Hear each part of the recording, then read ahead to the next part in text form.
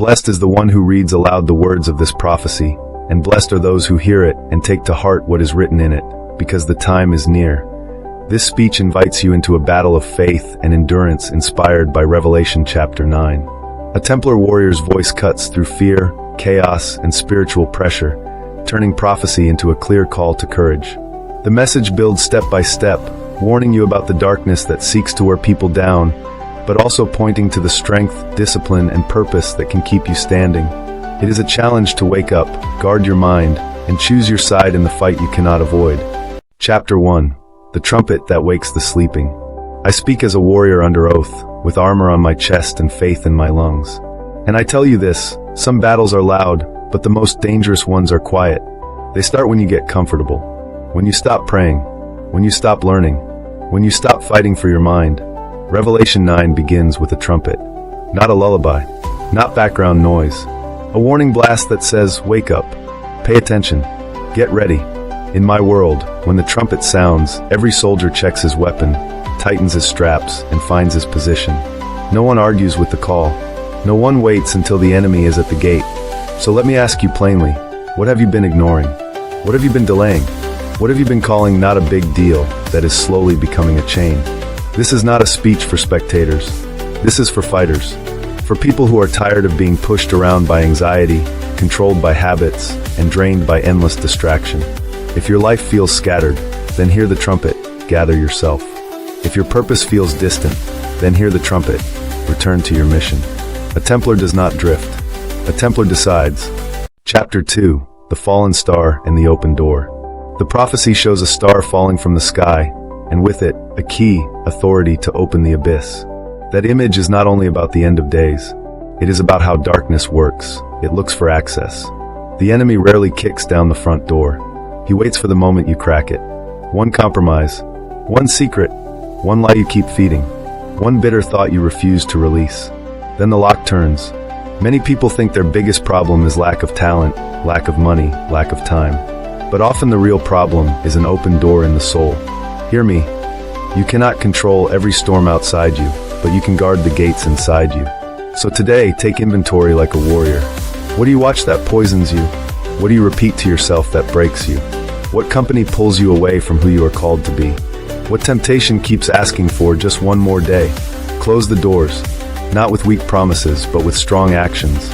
Replace the habit, change the pattern, confess what must be confessed. Ask for help like a man who wants to win, because when the abyss opens, it does not negotiate.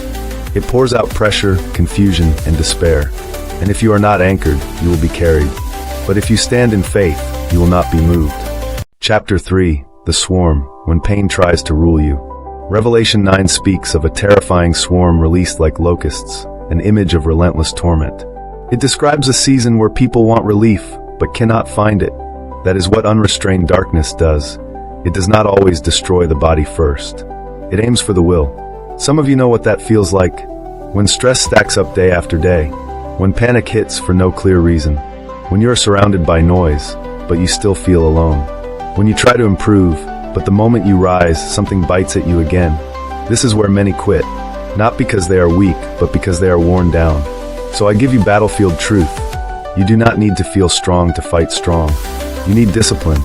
If your mind is under attack, establish routines that protect it. If your heart is heavy, speak truth out loud until your emotions catch up. If temptation circles you, do not test yourself. Retreat is not cowardice when it saves your soul. If you fall, you get up fast. You do not build a home in the dirt. A warrior does not wait for perfect conditions. He fights in the conditions he has. And here is the key. The swarm wants your focus. It wants your sleep. It wants your peace. It wants you to believe you are finished.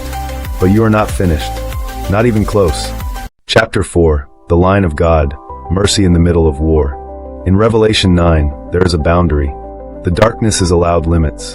The swarm is told who it may not harm, those marked as belonging to God. That is not a small detail. That is a banner of hope. It means chaos is real, but it is not ultimate. It means evil is active, but it is not equal to God. It means the battle is fierce, but the judge is still on the throne. Now listen carefully. Being marked does not mean you will never feel pressure. It means you are not abandoned in it. It means there is a difference between being attacked and being owned. So stand on the promises you know are true, even when you do not feel them. Pray when you are tired. Do what is right when it is expensive. Forgive when your pride wants revenge. Help someone else when you feel empty. This is warrior faith, not soft, not passive, not fake. It is obedience under fire. And if you have been living like you are unprotected, like you are alone, like you have no covering, today you change that. Today you step back into the order of God.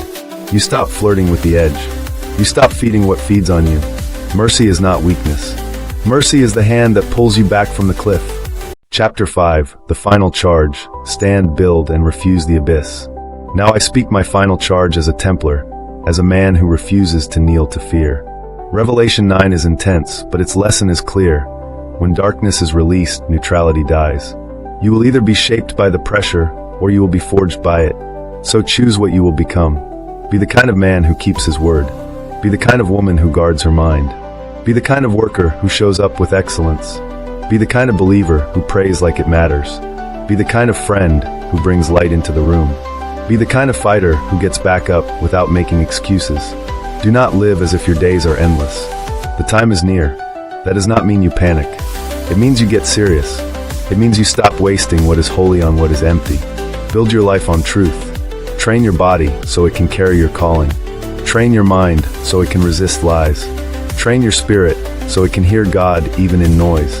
And when the trumpet sounds in your own life, when the crisis hits, when the diagnosis comes, when the relationship breaks, when the temptation returns, do not surrender the gate. Plant your feet, lift your head, and say with the calm of a warrior, I will not open the abyss. I will not be ruled by fear. I belong to God, and I will fight my way forward. If this message strengthened you, subscribe to the channel, activate notifications so you do not miss the next speech. Give this video a like, comment what you are fighting through right now, and share this video with someone who needs courage today.